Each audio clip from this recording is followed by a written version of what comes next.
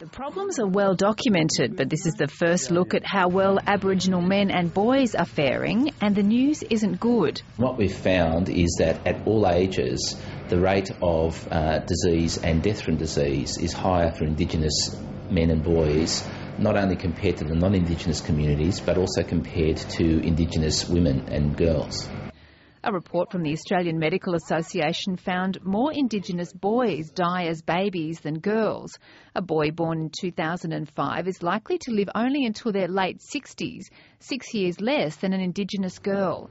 Heart attack and stroke remains the leading cause of death, and most of it is preventable.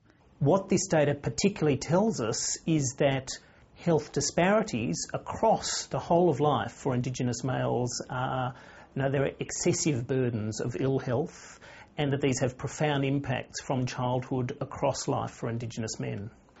Half of all Indigenous men smoke. That's 2 to 3 times higher than the rest of the population. Smoking is a very big killer in Aboriginal communities.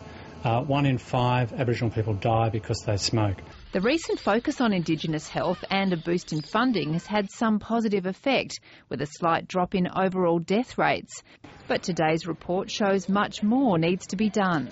The reason why we haven't been successful in the past is because Aboriginal men have not been encouraged to take ownership of the design, the development and the implementation of those programs and initiatives that can assist in overcoming some of those terrible statistics.